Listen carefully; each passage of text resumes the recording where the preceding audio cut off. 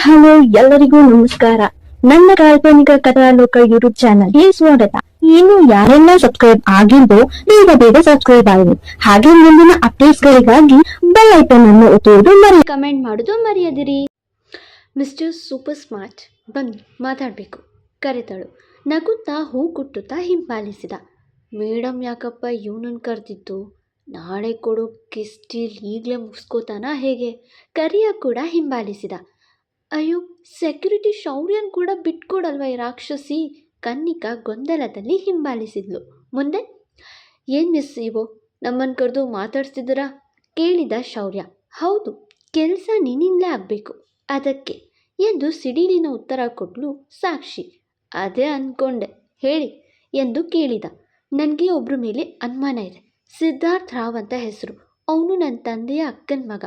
ಅಪ್ಪ ಅಮ್ಮ ಇಬ್ಬರು ಕಾರ್ ಆಕ್ಸಿಡೆಂಟ್ನಲ್ಲಿ ಸತ್ತೋದ್ರು. ಅವನಿಗೆ ನನ್ನ ಮೇಲೆ ಕಣ್ಣಿದೆ. ಅವನು ಒಳ್ಳೆ ಹ್ಯಾಕರ್. ನನ್ನ ಜೊತೆ ಒಂದಿನ ಇಂಟರ್ನ್ಯಾಷನಲ್ ಡೀಲ್ ತಂದಿದ್ದ. ಅದನ್ನು ರಿಜೆಕ್ಟ್ ಮಾಡ್ತಾ ಬಂದೆ. ಅವನಿಗೆ ಸಿಟ್ಟಿದೆ. ಜೊತೆಗೆ ಅವನಿಗೆ ನಾನಂದರೆ ಇಷ್ಟ. ಮದುವೆ ಆಗೋ ಹುಚ್ಚು. ಒಂದ್ಸಲ ನಾನು ಮದುವೆ ಆಗೋಕ್ಕೆ ಒಪ್ಪಿಲ್ಲ ಅಂತ ಸಾಯೋಕ್ಕೆ ಹೋಗಿದ್ದ. ಅವ್ರ ಅಮ್ಮ ಅಪ್ಪ ಬುದ್ಧಿ ಹೇಳಿದರು. ಅವ್ರು ಸತ್ತಾಗ ನಾನು ಹೋಗಿ ನೋಡುವಾಗ ನಾನೀಗ ಒಂಟಿ, ಪ್ಲೀಸ್ ಮದುವೆ ಆಗು ಅಂತ ಬೇಲಾಡ್ದ. ಆಗಲೂ ನಾನು ರಿಜೆಕ್ಟ್ ಮಾಡಿದೆ. ಆ ಕೋಪದಲ್ಲಿ ನೀನು ನನ್ನೇ ರಿಜೆಕ್ಟ್ ಮಾಡ್ತೀಯಾ? ನೀನು ಬದುಕಲ್ಲಿ ಪ್ರತಿ ನಿಮಿಷ ಹೆದರುತ್ತಾ ಬದುಕಬೇಕು, ಹಾಗೆ ಮಾಡ್ತೀನಿ ಅಂತ ಸೇಡ್ನಿಂದ ಕೂಗ್ ಹೇಳಿದ್ದು ನೆನಪು. ಹಾಗೆ ಅವ್ನು ಹೇಳಿ 1 ವರ್ಷ ಅಷ್ಟೇ ಬಂತು. ನನ್ನ ಮದುವೆ ಆದರೆ ಈ ಆಸ್ತಿಗೆ ಮತ್ತು ನಮ್ಮ ಶಿವಾನಂದ ಕಂಪ್ನಿಗೆ ಆತನೇ CEO ಆಗ್ಬೋದು ಅನ್ನೋ ಕೆಟ್ಟ ಆಸೆ ಕೂಡ ಇತ್ತು ಅವನಿಗೆ. ಸೊ ಈಗ ನಾನು CEO ಆಗಿದ್ದೀನಿ. ಐ ಗೆಸ್ ಅವನದು ಈ ಕೆಲಸ ಇರಬಹುದು ಎಂದು ತನ್ನ ಅನುಮಾನ ಹೇಳಲು, ಮತ್ತೆ ಪೊಲೀಸ್ ಕಂಪ್ಲೇಂಟ್ ಯಾಕೆ ಕೊಟ್ಟಿಲ್ಲ ಕೇಳಿದ. ಅಪ್ಪನಿಗೆ ಅವ್ರ ಅಕ್ಕನ ಮಗ ಅನ್ನೋ ಸೆಂಟಿಮೆಂಟ್ ಇದೆ, ಅದಕ್ಕೆ ನಾನು ಕೂಡ ಸುಮ್ಮನೆ ಆದೆ. ಬಟ್ ಇವತ್ತು ಲೊಕೇಶನ್ ಚೆನ್ನಾಗಿ ತೋರಿಸಿ ಇಲ್ಲಿ ಆತ ಇದ್ದ ಅಂದಾಗ ಒಂದು ಸಣ್ಣ ಅನುಮಾನ ಬಂತು. ಸಿದ್ಧಾರ್ಥ್ ಒಬ್ಬ ಹ್ಯಾಕರ್, ಏನಾದರೂ ಮಾಡಿರ್ಬೋದು ಅಂತ ಎಂದಳು. ನೀವು ಆರಾಮಾಗಿ ಮಲಗಿ, ನಾನು ಮುಂದೆ ಏನು ಮಾಡಬೇಕು ಅದನ್ನು ಮಾಡ್ತೀನಿ ಎಂದನು ಶೌರ್ಯ. ಹೇಗೆ ನಾನು ಆ ಡ್ರಾಮಾ ಪ್ಲ್ಯಾನ್ ಮಾಡಿದೆ ಅಂತ ಗೊತ್ತಾಯಿತು ನಿಮಗೆ ಕೇಳಿದ್ಲು. ಇನ್ನೂ ಅನುಮಾನ ಇತ್ತು ಅವಳಿಗೆ. ಅದು ಸೋ ಸಿಂಪಲ್. ನಿಮ್ಮ ಬಾಡಿ ಪರ್ಫ್ಯೂಮ್ ಇದೆಯಲ್ವಾ, ಅದೇ ನೀವು ಲೇಡೀಸ್ ರೆಸ್ಟ್ ರೂಮ್ ಕಡೆ ಹೋದದ್ದು ತಿಳಿಸ್ತು. ಅಲ್ಲಿಗೆ ಬಂದೆ, ನೋಡಿದೆ ಕಿಟಕಿ ಫುಲ್ ಓಪನ್. ಕಿಟಕಿ ಕಡೆಯಿಂದ ನಿಮ್ಮ ಬಾಡಿ ಪರ್ಫ್ಯೂಮ್ ಘಮ ಇನ್ನೂ ಮೂಗಿಗೆ ತಾಗ್ತಿತ್ತು. ನೀವು ಹೈ ಜಂಪಲ್ಲಿ ಗೋಲ್ಡ್ ಮೆಡಲಿಸ್ಟ್, ಲಾಂಗ್ ಜಂಪಲ್ಲಿ ಕೂಡ. ಹಾಗೆ ನಿಮಗೆ ಎಲ್ಲ ರೀತಿಯ ವಿದ್ಯೆ ಗೊತ್ತು except car driving. So guess ಮಾಡಿದೆ ನೀವಲ್ಲಿಂದ ಹೋಗಿದ್ದೀರಿ ಅಂತ.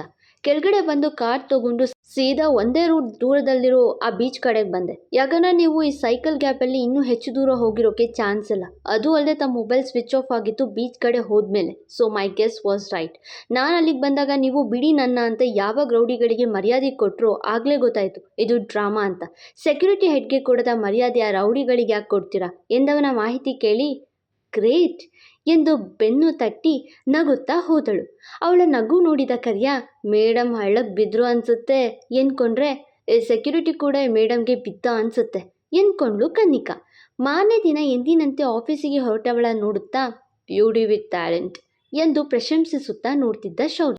ಮತ್ತೆ ಇವತ್ತು ಇನ್ನು 2 ಗಂಟೆಯಲ್ಲಿ ಹೇಗೆ ಕಿಸ್ ಮಾಡ್ತೀರಾ ಶೌರ್ಯ ಸಾರು ಕರಿಯ ಕೇಳುವಾಗ, 2 ಗಂಟೆ ಇದೆ ಅಂದರೆ 120 ಮಿನಿಟ್ಸ್ ಎನ್ನಲು, ಕಾರಲ್ಲಿ ಹೋಗ್ತಾ 30 ಮಿನಿಟ್ಸ್ ಮುಗಿಯುತ್ತೆ.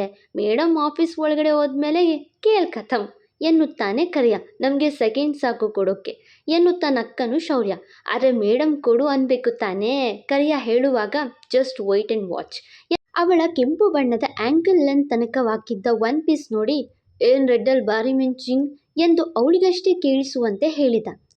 And yes it's dangerous too ಎಂದು ನಗುತ್ತಾ ರೆಡ್ ಕಾರಲ್ಲೇ ಕೂತಳು. ಆಫೀಸಿನಲ್ಲಿ ತಿಂಡಿ ಮಾಡಿ ಅಭ್ಯಾಸ CEO ಸಾಕ್ಷಿಗೆ.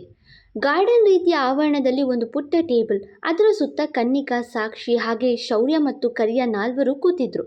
4 ಬಿಟ್ಟು ಸ್ವಲ್ಪ ದೂರದಲ್ಲಿ ಸೆಕ್ಯೂರಿಟಿ ಕೊಡೋಕ್ಕೆ ಬಂದಿದ್ದ ಬಾಡಿ ಗಾರ್ಡ್ಸ್ ಗನ್ ಹಿಡಿದು ನಿಂತಿದ್ರು. ಥರಥರ ತಿಂಡಿಯನ್ನು ತಿನ್ನುತ್ತಾ ಕೂತಿದ್ದ ಸಾಕ್ಷಿಯತ್ತ ನೋಡಿ ಅವನ ಕಿಸ್ ಪ್ರೋಗ್ರಾಮ್ ಬಗ್ಗೆ ಆಲೋಚಿಸಿದ ಶೌರ್ಯ.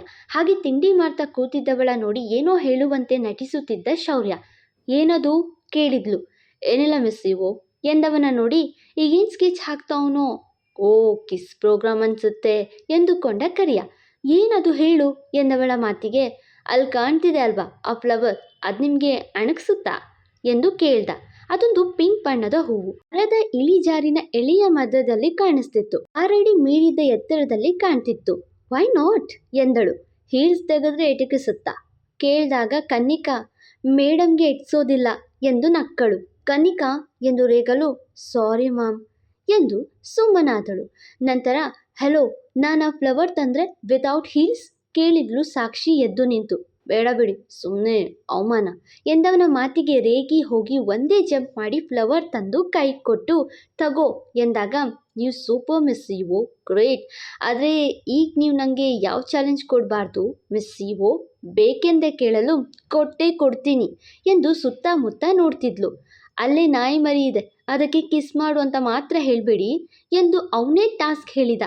ಶೌರ್ಯನಿಗೆ ತನ್ನ ಕೆಲಸ ಹೇಗೆ ಮಾಡಿಸ್ಕೊಳ್ಬೇಕೆಂದು ಚೆನ್ನಾಗಿ ಗೊತ್ತಿತ್ತು. ಮೇಡಮ್ ಕಿಸ್ ಮಾತ್ರ ಬೇಡ ಮೇಡಮ್ ಎಂದು ಎಚ್ಚರಿಸಿದ ಕರಿಯ. ಅವನಿಗೆ ಗೊತ್ತು ಈ ಶೌರ್ಯ ಅವಳ ಕೆನ್ನೆಗೆ ಮುತ್ಕೊಡಿಸ್ಕೊಳ್ಳೋ ಹಾಗೆ ಏನೋ ಮಾಡ್ತಾನೆ ಎಂದು.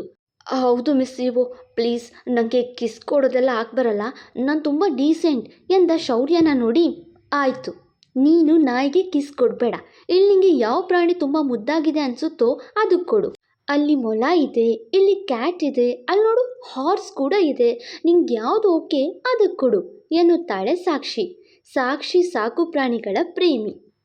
ಪ್ರಾಣಿಗ ಅದು ಮುದ್ದಾಗಿರೋ ಪ್ರಾಣಿಗ ಎಂದು ಎದ್ದು ನಿಂತ. ಮೇಡಮ್ ಸರಿಯಾಗಿ ಮಾಡಿದ್ರು, ಹೋಗು ಈಗ ನಾಯಿ ನರಿ ಮೊಲ ಬೆಕ್ಕಿಗೆ ಕೊಡು ಎಂದು ನಕ್ಕನು ಕರಿಯ ಮನದೊಳಗೆ. ಹೌದು ಹೋಗಿ, ನನ್ನನ್ನೇ ಎತ್ತರ ಕಡಿಮೆ ಅಂತ ರೇಗಿಸ್ತೀರಾ ಅಲ್ವಾ, ಹೋಗಿ ಪ್ರಾಣಿಗೆ ಕಿಸ್ ಮಾಡಿ ಎಂದು ಕನ್ನಿಕಾ ಕಡೆ ನೋಡಿ ನಗಲು. ಪಾಪ ನನ್ನ ಹೀರೋ ನಂಗಾದರೂ ಕೊಡು ಅನ್ಬಾರ್ದ ಈ ಸಿಒ ಎಂದ್ಕೊಂಡ್ಲು ಕನ್ನಿಕಾ. ಮತ್ತೆ ನೀವು ಬೈಬಾರ್ದು ಎಂದ. ನೋನು ನಿನ್ನ ಕಣ್ಣೆ ಮುದ್ದಾಗಿ ಕಾಣೋ ಪ್ರಾಣಿಗೆ ಹೋಗಿ ಕಿಸ್ ಮಾಡು ಸಿಂಪಲ್ ಎನ್ನುತ್ತಾಳೆ ಸಾಕ್ಷಿ. ನಾಯಿ ಎಂದು ನೋಡಿದ, ಅದು ಗುರ್ರೆನ್ನುತ್ತಿತ್ತು. ಬೆಕ್ಕು ಎಂದು ನೋಡಲು ಅದು ಇಲಿನ ಆಗಷ್ಟೇ ತಿಂದು ಬಂದಂತೆ ಕಂಡಿತು. ಮೊಲ ಎಂದು ನೋಡಿ ಸಖತ್ ಕ್ಯೂಟ್ ಆಗಿದೆ ಎಂದ್ಕೊಂಡು ಕುದುರೆ ಕಡೆ ನೋಡಿದ. ಯಾಕೋ ಕೊಡೋ ಮನಸ್ಸು ಬರಲಿಲ್ಲ ಎನ್ನುವಂತೆ ಮಿಸ್ ಇವು ಎಲ್ಲವೂ ಮುದ್ದಾಗಿವೆ, ಆದರೆ ಅದಕ್ಕೂ ಮುದ್ದಾಗಿರೋ ಪ್ರಾಣಿ ಇನ್ನೊಂದಿದೆ, ಅದಕ್ಕೆ ಕೊಡ್ಲಾ ಎಂದು ಕೇಳಿದ. ಎಸ್ ಪ್ಲೀಸ್ ಹೋಗು ನಾನು ಫೋಟೋ ತೆಗಿತೀನಿ ಎಂದಳು. ಹಾಗೆ ಅವಳತ್ತ ಬಂದವ ಮತ್ತೆ ನೀವು ಬೈದ್ರೆ ಎಂದು ಕೇಳಿದ. ನೋ ಹೋಗಿ ಎಂದಳು. ಕೆಲಸದಿಂದ ತೆಗೆದಾಕಿದ್ರೆ ಎಂದು ಕೇಳಿದ. ನೋ ವೇ ಹೋಗಿ ಎಂದಳು. ಹಾಗಾದರೆ ಈ ಆಫೀಸ್ನಲ್ಲಿ ನನಗೆ ನನ್ನ ಕಣ್ಣಿಗೆ ಮುದ್ದಾಗಿ ಕಾಣ್ತಿರೋ ಒಂದೇ ಒಂದು ಪ್ರಾಣಿ ಅಂದರೆ ಎಂದವ ಅವಳು ಉಸಿರೆತ್ತುವ ಮುನ್ನವೇ ಅವಳ ನಡು ಬಳಸಿ ತನ್ನತ್ತ ಎಳೆದುಕೊಂಡವ. ಈ ಜಾಗದಲ್ಲಿ ನನಗೆ ಕಾಣ್ತಿರೋ ಮುದ್ದಾದ ಪ್ರಾಣಿ ನೀವೇ ಎಂದು ಕೆನ್ನೆಗೆ ಕಿಸ್ ಮಾಡಿಬಿಟ್ಟಿದ್ದ. ಕರಿಯ ಕನ್ನಿಕಾ ತಲೆ ತಿರುಗಿ ಬೀಳೋದು ಬಾಕಿ ಇತ್ತು, ಕನ್ನಿಕಾ ಅಳೋದು ಬಾಕಿ. ವಾಟ್ ನಾನ್ಸೆನ್ಸ್ ಎಂದು ದೂರ ತಳ್ಳಿದವಳು. ನಾನು ಹೇಳಿದ್ದು ಪ್ರಾಣಿಗೆ ಮಿಸ್ಟರ್ ಈಡಿಯಟ್ ಎಂದಾಗ ಮನುಷ್ಯ ಕೂಡ ಪ್ರಾಣಿನೇ, ಮನುಷ್ಯ ಪ್ರಾಣಿ ಅಂತ ಗೊತ್ತಿಲ್ವಾ ಎಂದು ಫಟಾಫಟ್ ಕಳಚಿದ್ದ ಶೌರ್ಯ ಅಲ್ಲಿಂದ. ಕೆನ್ನೆ ಒರೆಸ್ಕೊಂಡು ಸುತ್ತಮುತ್ತ ನೋಡಿದ್ಲು. ಸದ್ಯಕ್ಕೆ ಕರಿಯ ಕನ್ನಿಕಾ ಬಿಟ್ಟು ಬೇರೆ ಯಾರೂ ಅಲ್ಲಿ ಇರಲಿಲ್ಲ. ಅವರಿಬ್ಬರಿಗೆ ಯಾರಿಗಾದರೂ ಹೇಳಿದ್ರೆ ಇದೆ ಎಂದು ವಾರ್ನ್ ಮಾಡಿ ಹೋದ್ಲು. ಎಂದಿನಂತೆ ಆಫೀಸ್ ಕೆಲಸದಲ್ಲಿ ತೊಡಗಿದ್ದವಳಿಗೆ ಸಿದ್ಧಾರ್ಥ್ ಕರೆ ಈಗ ಬಂದಿತ್ತು. ಹೆಲೋ ಎಂದಾಗ ಏನೇ ಕೊಬ್ಬಿನ ಕೋಳಿ ಮಾವನ ಮಗಳೇ ಹೇಗಿದೆಯಾ, ನನ್ನ ಕಾಂಟ್ರಾಕ್ಟ್ ಕೈ ಬಿಟ್ಟು ಹಾಯಾಗಿದ್ಯಾ ಎಂದು ಕೇಳಿದ. ಹೇ ಅಲ್ಲಿದು ಏನೋ ಕೇಳಿದ್ಯಾ, ನಾನು ಆರಾಮಾಗೇ ಇದ್ದೀನಿ, ಹಾಯಾಗಿ ಇದ್ದೀನಿ, ನನ್ನ ನೆಮ್ಮದಿ ಹಾಳು ಮಾಡೋ ಪ್ಲ್ಯಾನ್ ಕೈ ಬಿಡೋ ಈಡಿಯಟ್ ಎಂದಳು ಸಿಟ್ಟಲ್ಲಿ. ಒಂದು ಹೆಣ್ಣಾಗಿ ಅದೆಷ್ಟು ಧಿಮಾಕೆ ನಿಂಗೆ ಈ ಸಿದ್ಧಾರ್ಥ್ ಬಗ್ಗೆ ಇನ್ನೂ ಗೊತ್ತಿಲ್ಲ ಕಣೆ, ತೀರಾ ಕೋಪ ಬಂದರೆ ನೀನು ಇಷ್ಟು ಸೊಕ್ಕಲ್ಲಿ ಮಾತಾಡೋದಿರಲಿ, ಒಂದು ಪಿನ್ ಬಿದ್ದರೂ ಬೆಚ್ಚಿಬೀಳಬೇಕು ಹಾಗೆ ಮಾಡ್ತೀನಿ ಎಂದ. ಮಾಡ್ತೀಯನೋ ಮಾಡು, ಚೀಪಾಗಿ ಎಲ್ಲೋ ಇದ್ದು ಯಾಕೋ ಪ್ಲ್ಯಾನ್ ಮಾಡ್ತೀಯಾ, ಬಾ ಇಲ್ಲೇ ಬಂದು ಮಾತಾಡು ಎಂದಾಗ ಫೋನ್ ಕಟ್ ಮಾಡ್ದ ಸಿದ್ಧಾರ್ಥ್. ಸಮಯ 6 ಗಂಟೆ. ತನಗೆ ಒಂದು ಬೇರೆ ಕೆಲಸವಿದೆ, ದಾರಿಯಲ್ಲಿ ಜಾಯಿನ್ ಆಗುವೆ, 15 ನಿಮಿಷ ಪರ್ಮಿಷನ್ ಕೇಳಿ ಹೋಗಿದ್ದ ಶೌರ್ಯ. ಪ್ರಶಾಂತತೆಯಿಂದ ಕಾರ್ ಸಾಗ್ತಿತ್ತು. ಎಲ್ಲಿಂದಲೋ ಬರುವ ಬುಲೆಟ್ ಇನ್ನೇನು ಸಾಕ್ಷಿ ಹಣೆಗೆ ತಾಕಬೇಕು. ನೋಡಿದವಳು ಸೀಟ್ ಕೆಳಗಡೆ ಬಗ್ಗಿ ಬಚಾವಾದಳು. ಕೂದಲೆಳೆಯ ಅಂತರದಲ್ಲಿ ಸಾವಿನ ಮನೆಗೆ ಹೋಗುವುದು ತಪ್ಪಿತ್ತು ಅವಳಿಗೆ. ಆದರೆ ಡ್ರೈವರ್ ಬಲಿಯಾಗಿದ್ದ. ಹೀಗಾಗಿಯೇ ಗಾಡಿ ಹೋಗಿ ಯಾವುದೋ ಕಂಬಕ್ಕೆ ಗುದ್ದಿತು. ಕನ್ನಿಕಾ ಪ್ರಜ್ಞೆ ತಪ್ಪಿದ್ಲು. ಕರಿಯನಿಗೆ ಏಟಾಗಿದೆ, ಜ್ಞಾನ ತಪ್ಪಿದ. ಕಾರಿಂದ ಇಳಿದು ಗಮನಿಸುವಾಗ ಸಾವಿನ ಬಾಗಿಲು ತಟ್ಟಿ ಬಂದಂಥ ಅನುಭವಗೊಂಡ ಸಾಕ್ಷಿ, ನಮ್ಮ ಸೆಕ್ಯೂರಿಟಿ ಕಾರಲ್ಲಿ ಎಲ್ಲರೂ ಎಲ್ಲಿ ಹೆದರುತ್ತಾ ತನ್ನನ್ನೇ ಪ್ರಶ್ನಿಸಿಕೊಂಡಳು. ಹಾಗೆ ಸೂಕ್ಷ್ಮವಾಗಿ ಎಲ್ಲೆಡೆ ಗಮನಿಸಲು ಯಾರೂ ಸುಳಿಯದ ಜಾಗವದು. ಎಲ್ಲೆಡೆ ನೋಡ್ತಾ ಕಿವಿಗೆ ಎಲ್ಲಿಂದಲೂ ಯಾವುದೋ ಪ್ರಾಣಿ ಬರುವ ಸದ್ದು ಕೇಳಿಸಲು, ಹಾಗೆ ನೋಡಲು ಗೂಳಿ ಅವಳತ್ತವೇ ಬರ್ತಿದೆ. ಇದೆಲ್ಲಿಂದ ಬಂತು? ಭಯ ಅವಳಿಗೆ. ತನ್ನ ಜೊತೆಗೆ ಸೇಫ್ಟಿ ಗನ್ ಇರ್ತಿತ್ತು, ಅದೂ ಇಲ್ಲ ಈಗ. ಓ ಶೆಟ್ ಎಂದು ಓಡೋಕೆ ಶುರು ಮಾಡಿದ್ಲು. ಅದು ಮದವೇರಿದ ಗೂಳಿ. ಮೊದಲೇ ಕೆಂಪು ಬಟ್ಟೆ ಹಾಕಿದ್ಲು, ಬಿಡದೆ ಅಟ್ಟಾಡಿಸಿತು. ಓಡುತ್ತಾ ಓಡುತ್ತಾ ಅವಳ ಸ್ಲಿಪ್ಪರ್ ಕಳಚಿ ನೆಲಕ್ಕುರುಳಿತು. Help help ಕಿರುಚಿದಳು. ಹಾಗೆ ಎದ್ದು ಬಂದ ಕನ್ನಿಕಾ ಆ ಗೂಳಿನ ನೋಡಿ, ಹಾಗೆ ಸಮೀಪದಲ್ಲಿ ಬಿದ್ದಿದ್ದ ಸಾಕ್ಷಿನ ನೋಡಿ, ಸಾಕ್ಷಿ ಮೇಡಮ್ ಮೇಡಮ್ ಎಂದು ಕಿರ್ಚಿದ್ಲು. ಏನು ಮಾಡಬೇಕು ತಿಳಿಯದೆ ಶೌರ್ಯನಿಗೆ ಕರೆ ನೀಡಿದ್ಲು. ಆತ ಸ್ವೀಕರಿಸಲಿಲ್ಲ. ಎದ್ದು ಓಡೋಕ್ಕೆ ಸಾಕ್ಷಿಗಾಗ್ತಿಲ್ಲ. Help help ಕಿರುಚಿದಳು. ಆ ಗೂಳಿಯ ಚೂಪಾದ ಕೊಂಬು ಅವಳನ್ನು ತಿವಿದು ಮುಗಿಸುತ್ತೆ ಎಂದು ಅಮ್ಮ ಎಂದು ಚೀರುತ್ತಾ ಕಣ್ಣು ಮುಚ್ಕೊಂಡ್ಳು. ಗುಂಡಿನ ಶಬ್ದ ಕೇಳಿಸ್ತು. ಕಣ್ಣು ಬಿಟ್ಟು ನೋಡಿದಾಗ ಕಾಲಿಗೆ ಬಿದ್ದಿದ್ದ ಗುಂಡಿನಿಂದ ಗೂಳಿ ಕುಸಿದಿತ್ತು. ಆ ಕಡೆ ನೋಡಲು ಶೌರ್ಯ ಓಡಿ ಬಂದನು. ಆಗ ತಿಳಿಯಿತು ಶೂಟ್ ಮಾಡಿಬಿಟ್ಟಿದ್ದ ಶೌರ್ಯ ಎಂದು. ಶೌರ್ಯ ಅವನಿದ್ದಾನೆನ್ನುವ ತೃಪ್ತಿಯಿಂದ ಕರೆದಳು ಸಾಕ್ಷಿ. ಹೇಗಿದ್ದೀರಾ? ಎದ್ದೇಳಿ, ನಿಮಗೇನೂ ಆಗಿಲ್ಲ ಅಲ್ವಾ? This was planned. ನಮ್ಮ ಟೀಮ್ ಪೂರ್ತಿ ಡೆಮೊಲಿಷ್ ಆಗಿದೆ ಎಂದು ವಿವರಣೆ ನೀಡಿ ಕೈ ಮುಂದೆ ಚಾಚಿ ಹೇಳಿಸಿದ. ಆದರೆ ಅವಳಿಗೆ ನಡೆಯಲು ಆಗಲಿಲ್ಲ. ಓ, ಕಾಲ್ ಟ್ವಿಸ್ಟ್ ಆಗಿರಬೇಕು, ಇರಿ ಎಂದು ಅವನೇ ಹೊತ್ತು ಮೇನ್ ರೋಡ್ಗೆ ಬರಬೇಕು. ಅವನ ಏಜೆನ್ಸಿ ಕಡೆಯಿಂದ ಹೆಲ್ಪ್ ದೊರಕಿತ್ತು. ಕನ್ನಿಕಾ ಕರೆ ಮಾಡಿದ್ಲು. ಹೀಗಾಗಿ ಟೀಮ್ ಜೊತೆ ಆಸ್ಪತ್ರೆಗೆ ಹೋದರು. ಡಾಕ್ಟರ್ ಚೆಕ್ ಮಾಡಿ, ಕಾಲಿಗೆ ತುಂಬ ಜೋರಾದ ಟ್ವಿಸ್ಟ್ ಆಗಿದೆ, ಶಿ ನೀಡ್ ಬೆಡ್ ರೆಸ್ಟ್ ಎಂದರು. ಆಗ ಬರುವ ಉದಯ್, ಡಾಕ್ಟರ್ ಮನೆಗೆ ಕರ್ಕೊಂಡು ಹೋಗ್ಬೋದಾ? ಅವಳಿಗೆ ಇಲ್ಲಿ ಸೇಫ್ ಅಲ್ಲದೆ ಇರ್ಬೋದು ಎನ್ನುವಾಗ, ಇವತ್ತಿಲ್ಲೇ ಇರಲಿ, ನಾಳೆ ಕರ್ಕೊಂಡು ಹೋಗಿ ಎಂದರು. ಉದಯ್ ಮನಸ್ಸಿಗೆ ಹಿಡಿಸದ ಹಾಗೆ ಡಾಕ್ಟರ್ ಅದು ಎಂದು ಮತ್ತೊಮ್ಮೆ ಕೇಳಿಕೊಳ್ಳುವಾಗ, ಸರ್ ನಾನು ಸಾಕ್ಷಿ ಮೇಡಮ್ ಜೊತೆಗೆ ಇರ್ತೀನಿ ಎಂದನು ಶೌರ್ಯ. ಎಚ್ಚರವಾಗಿ ಕೂತಿದ್ದ ಸಾಕ್ಷಿ, ಯಾರು ಡ್ಯಾಡ್ ಅವನು? ಯಾಕೆಷ್ಟು ಟಾರ್ಚರ್ ಕೊಡ್ತಿದ್ದಾನೆ?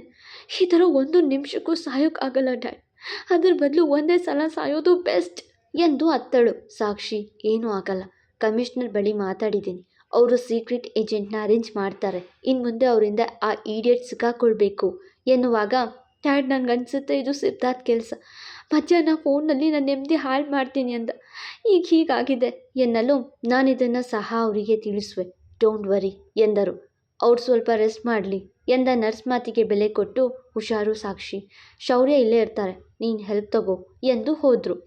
ಸರ್, ನೀವು ಯೋಚಿಸ್ಬೇಡಿ, ಸಾಕ್ಷಿ ಮೇಡಮ್ ನಮ್ಮ ಜೊತೆಗೆ ಸೇಫಾಗಿರ್ತಾರೆ, ಅವರನ್ನು ನಾನು ನನ್ನ ಕೊನೆ ಉಸಿರಿರೋವರೆಗೂ ಜೊತೆಗಿದ್ದು ನೋಡ್ಕೊತೀನಿ ಎಂದಾಗ, ಇವತ್ತು ನೀನಿಲ್ಲ ಅಂದಿದ್ರೆ ಅವಳು ಬದುಕಿರ್ತಿರ್ಲಿಲ್ಲ ಶೌರ್ಯ, ತುಂಬ ಥ್ಯಾಂಕ್ಸ್ ಎಂದರು. ಉದಯ್ ಕೈ ಮುಗಿದು, ಇದು ನನ್ನ ಕರ್ತವ್ಯ, ಕಾಯಕವೇ ದೇವರೆಂದು ತಿಳಿದಿರೋರು ನಾನು ಎಂದವನ ಮಾತಿಗೆ ನಕ್ಕರು. ಉದಯ್ ಅವರನ್ನು ಕಳುಹಿಸಿಕೊಟ್ಟು ವಾಶ್ರೂಮಿಗೆ ಬರುವ ಶೌರ್ಯ ಮುಖದ ಮೇಲೆ ನೀರಾಕೊಂಡು ತನ್ನ ಮೊಗವನ್ನು ಕನ್ನಡಿಯಲ್ಲಿ ನೋಡಿಕೊಂಡು ತುಟಿಯನ್ನು ಅರಳಿಸಿದ್ದ. ಆ ನಗುವಿನ ಹಿಂದಿನ ರಹಸ್ಯವೇನು ಹೇಳ್ತೀನಿ ನೆಕ್ಸ್ಟ್ ಎಪಿಸೋಡಲ್ಲಿ. ವಿಭಿನ್ನ ಕತೆಗೆಂದು ಬರೆಯುವಾಗ ವಿಭಿನ್ನವಾಗಿ ಯೋಚಿಸಿದೆ. ನಿಮಗೆ ಹೇಗೆ ಅನ್ನಿಸ್ತಿದೆ ಗೊತ್ತಿಲ್ಲ, ಅಭಿಪ್ರಾಯ ಹೇಳಿ. ಎಂದಿನಂತೆ ನಿಮ್ಮ ಪ್ರೋತ್ಸಾಹದ ನಿರೀಕ್ಷೆಯಲ್ಲಿ ನಾನು ಮತ್ತೆ ಸಿಗುವ. Thank you.